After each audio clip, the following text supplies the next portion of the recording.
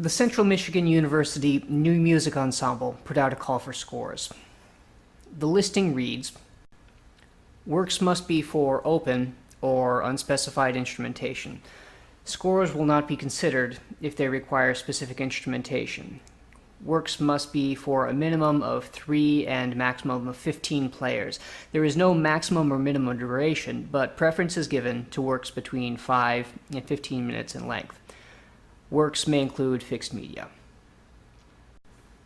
Did you catch that? Scores will not be considered if they require specific instrumentation. That's our challenge this time around. To make that work, I spent a fair amount of time searching through my sample library to find instruments that don't have any pre-existing connotations in my mind, in order to avoid subconsciously writing for any particular instrument's technical limitations or strengths. That means I ended up looking at a lot of synthesizers at first. For purposes of drafting, though, I settled on a Middle Eastern reed instrument with a throaty sound to it for the second voice, which in this piece carries the melody. Later, I substituted the brass quintet that you hear here. The choice only has relevance for purposes of presentation, for the context of communicating the intent of the abstract idea. Since I was constrained to submit this work without specified instrumentation, what you hear now is not really the work that I submitted so much as one potential realization of the work. The thing itself is an artifact that exists entirely on paper, which is, in truth, a more accurate representation of the intent with which I approach the page most of the time. It makes sense that we refer to this kind of music as absolute music, as it aims to exist as an independent entity, entirely within itself. It is its own statement, quite apart from reflection upon anything else. It asserts simply that this is what is written. I could only speculate as to why the ensemble chose to place this particular constraint on the call for scores, but I imagine they'd want to make something of a hermeneutic exercise out of it.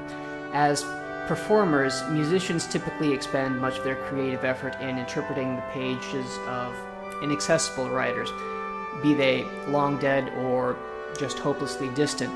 Even though we as writers do what we can to make our scores as clear and as unambiguous as we know how, naturally some composers are inevitably better or worse at communicating their intentions through the printed page to their performers, and ultimately it falls to the instrumentalists and singers to decide on and convey a communicative representation of a score to whomsoever may be listening.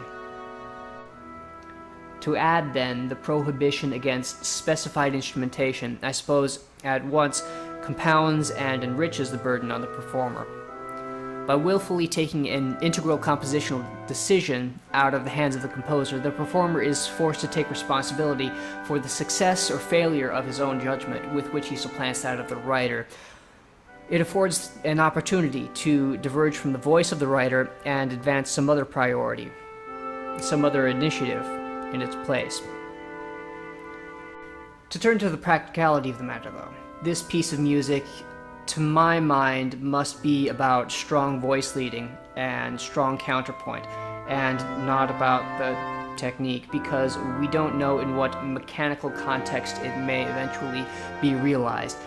The adagio tempo helps me focus on that, since technical considerations will not be so pressing when the notes go by so slowly as this. I wrote this melody out completely, without much editing. It's nothing special by itself. It kind of wanders about until it comes to rest here and there at a cadence point. The voice leading is technically correct, but more importantly, it gives me a frame of reference from which to write the other voices around it. With the melodic phrase complete, I repeated it and through composed the accompaniment. The medial cadence is mitigated by an elision in the middle voice to avoid the appearance of a strophic structure. The B section introduces a chorale texture. I contrast the previous contrapuntal material with a different subset of my harmonic vocabulary. I'm working toward a notion of formal function, which I think can eventually be divorced entirely from tonal connotations. This piece is neither the beginning nor the end of that process, but represents one of many possible perspectives on the concept. You can see evidence of the idea in the B section, where I've strayed a bit from the common practice melodic and harmonic conventions, yet you can still hear an acceleration of the harmonic rhythm and sequential treatment of the motivic content immediately following the antecedent.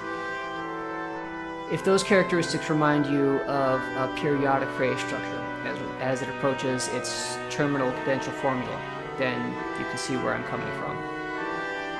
Hopefully, I'll eventually find out whether the path that I'm on won't ultimately bring me to a place at which more of such concepts can be applied in non-tonal contexts. So that's our challenge for this week. Write a piece of music without specified instrumentation. If you've got some thoughts, sound off in the comments. Until next time, bye.